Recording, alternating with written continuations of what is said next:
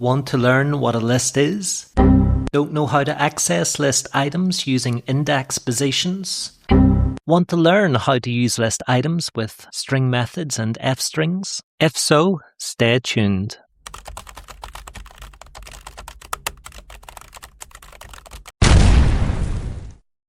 Hello and welcome to Learn Python. In the previous lesson 7, we looked at what comments are and how to use them, what the ZenaPython is and why clear, simple, readable code matters as you continue learning Python. In today's lesson 8, we will look at what a list is, how to access list items using index positions, and finally, how to list items with string methods and f-strings. Now we begin lesson 8 with lists. A list is a collection of items in a particular order. That means instead of storing one value in one variable, you can store several values together in one place. For example, you could store names, cities, foods, car brands, or anything else you want in a group together. In Python, a list is usually written in square brackets. Go ahead and type the following. Bicycles equals open square brackets,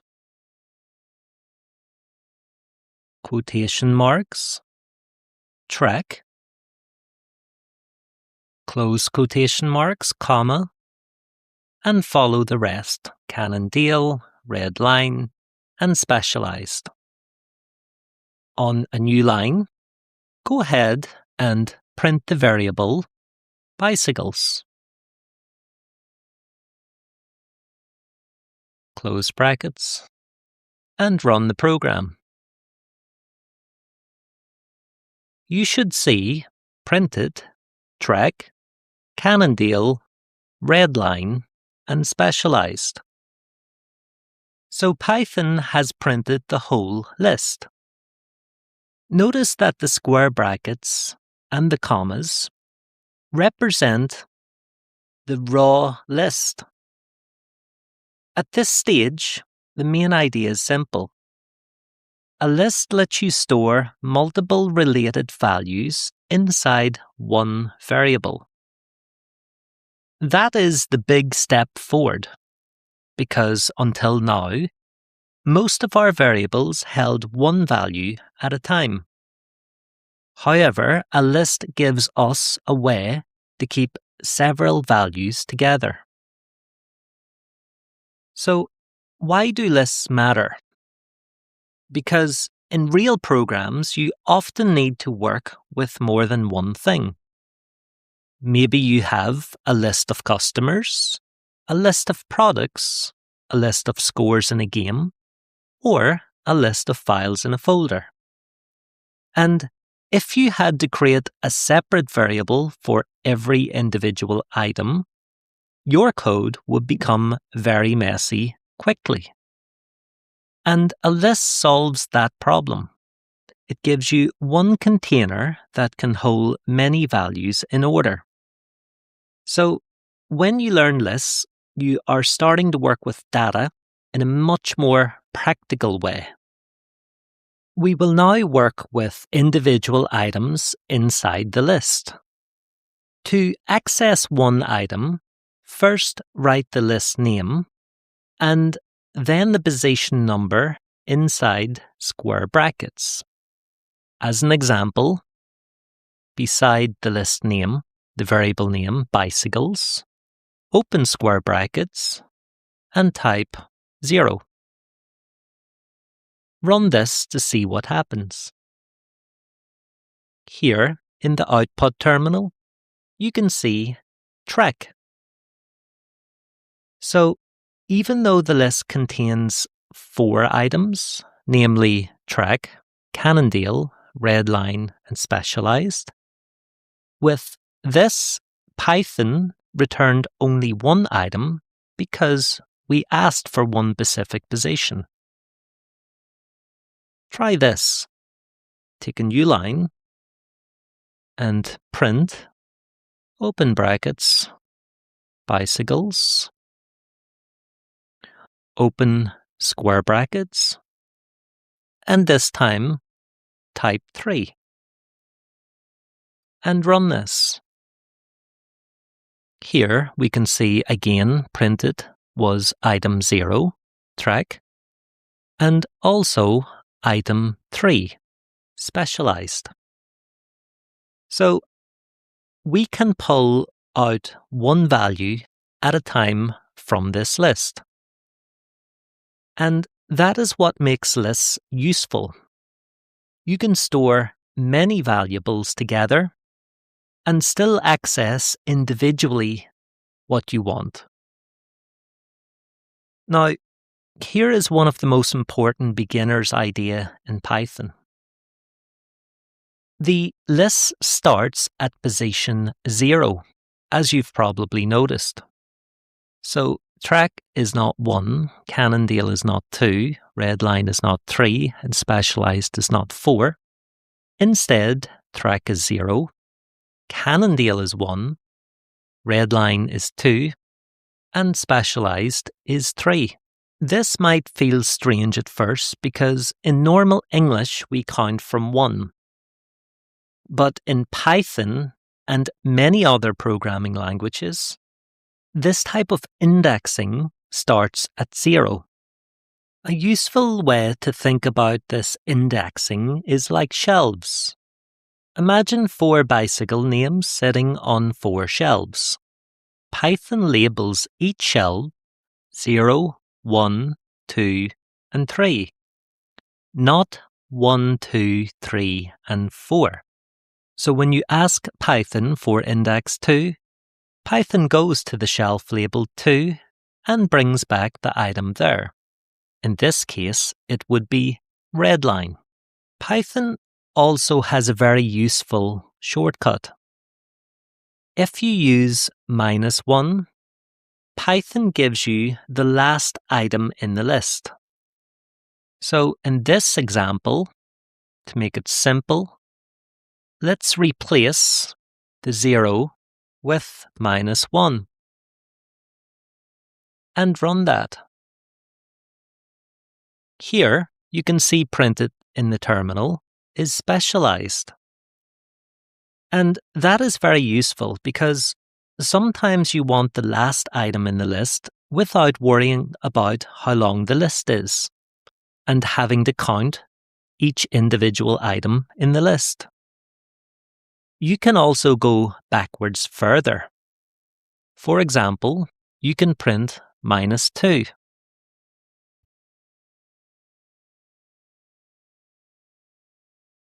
Running that program, you will see the output is Redline. So that gives you the second item from the end. And this can continue.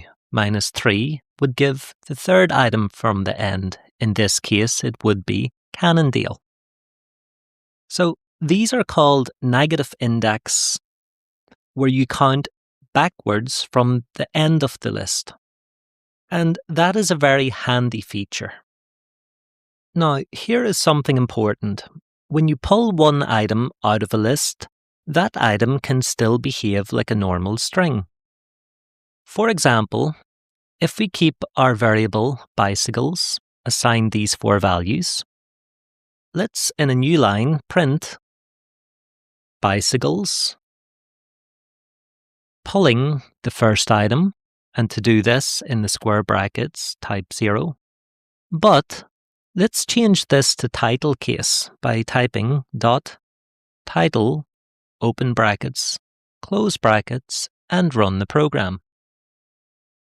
And here you can see track was printed with a capital T.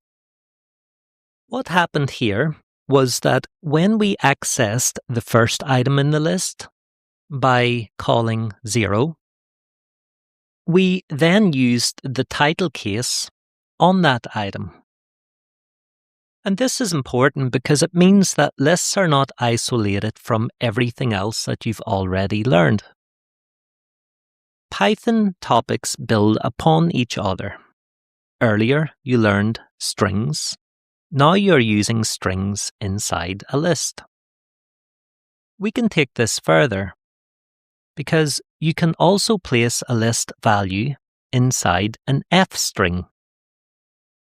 For example, type the following: message equals F, open quotes, my first bicycle was a, open curly brackets, type bicycles,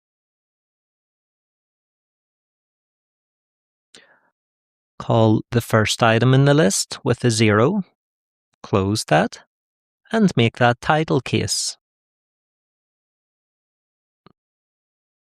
And close with curly brackets. Oh, I see I made a mistake here. So as you know, with F strings, we should be using curly braces like this.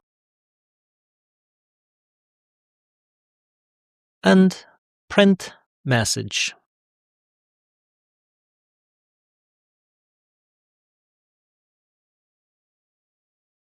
Here you can see I've made a mistake. My first bicycle was a track. Can you see where I went wrong here? Well, what I done was I accidentally put this square bracket inside the quotation mark, which was telling Python to print message, which is everything inside the quotation mark. So let's remove that, rerun, and we can see the correct output. My first bicycle was a track. This is a very nice example because it combines several things that you already know. From previous lessons, you have learned variables. Now you know a list, index positions. You have already learned string methods and F strings. And this is how Python becomes more powerful to you. You're no longer at this point learning in isolated pieces. You are instead combining them together. One last thing we'll discuss regarding indexes is another common mistake. Namely, what if you ask Python for a position that is actually not there? So, in this example, let's call, let's say, 7 and run the program. Here, you can see Python gives an error. And this is called an index error. At this point, you don't need to memorize the full error text yet. The important point is simply, if you ask for a position that does not exist, Python cannot give you a value. So be careful with your counting. Finally, let's perform a short mini-task. And what I want you to do is to create a variable called foods and list 3 items, namely pizza, burger, and pasta. And then what I want you to do, assign a new variable called message. And in that message, create an F string that says my favorite meal here is, and call pizza, which was the first on your list, and make a title case. Then print the variable message. So go ahead and pause the video and then check against my answer. So were you successful? Great. This task gives you practice with normal indexes and F strings. And to summarize this lesson 8, today we learned what a list is, how to access list items using index positions, and how to list items with string methods and F strings. If you like this video, please do leave a like as it really helps the channel. And please do subscribe and join us next time in lesson 9, where we will learn how to modify existing items in a list, how to add new items using append, insert, and an empty starting list, and finally how to remove items using del and pop.